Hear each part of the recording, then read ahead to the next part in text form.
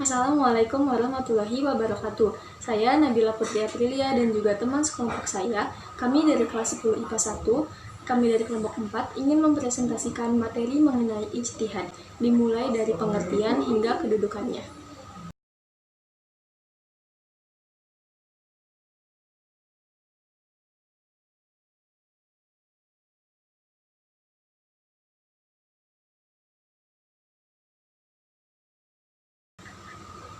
Yang pertama adalah pengertian ijtihad.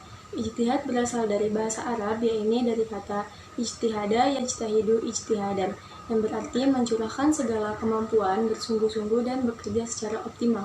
Istilah ijtihad adalah mencurahkan segala upaya sekuat tenaga dalam memutuskan suatu perkara yang tidak dibahas secara mendetail atau penjelasannya masih umum di dalam Al-Quran maupun hadis Nabi dengan menggunakan logika sehat dan pertimbangan yang matang. Seperti menetapkan haramnya meminum minuman keras karena dalam Al-Quran dan hadis belum ada penetapan hukum yang jelas.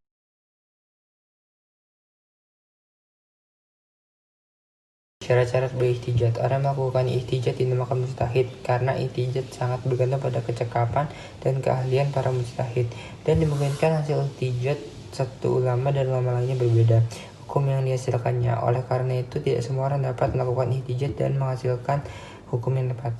Di bawah ini adalah beberapa syarat yang harus dimiliki seseorang untuk bisa melakukan ijtihad. 1. Memiliki pengetahuan yang luas dan mendalam. 2. Memiliki pemahaman yang mendalam tentang bahasa Arab, ilmu tafsir, usul fikih, dan tarikh atau sejarah. 3. Memahami cara merumuskan hukum atau istinbat. 4. Memiliki keluhuran akhlak mulia atau akhlakul karimah. 5. Memahami persoalan ijma'.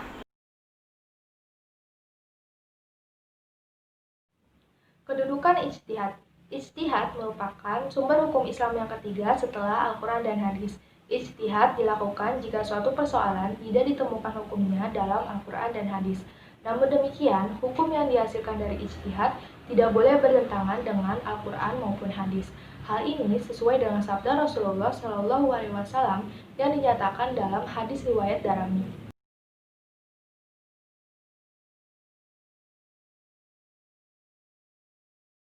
Rasulullah SAW juga mengatakan bahwa seseorang yang berijtihad sesuai dengan kemampuan dan ilmunya, kemudian ijtihadnya benar, maka ia mendapatkan 2 pahala, dan kemudian ijtihadnya salah, maka ia mendapatkan 1 pahala.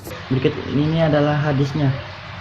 An Amru bin Ashinahu sami'a Rasulullah sallallahu alaihi wasallam qala iza hakamal haki mufajtahada summa asyabba falahu ajrani wa iza hakama fajtahada summa makhta falahu ajro rawahul Bukhari wa Muslim, yang artinya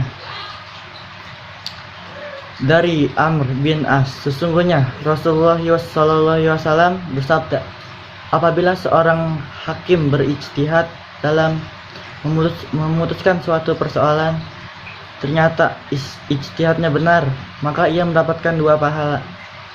Dan apabila ia berijtihad kemudian ijtihadnya salah, maka ia mendapatkan 1 pahala. Hadis riwayat Bukhari dan Muslim. Demikianlah materi yang dapat kelompok kami sampaikan. Materi mengenai ijtihad dimulai dari pengertian hingga kedudukannya. Semoga materi yang kami sampaikan barusan bisa bermanfaat bagi teman-teman semuanya. Demikianlah presentasi dari kelompok kami. Lebih kurangnya mohon dimaafkan. Wassalamualaikum warahmatullahi wabarakatuh.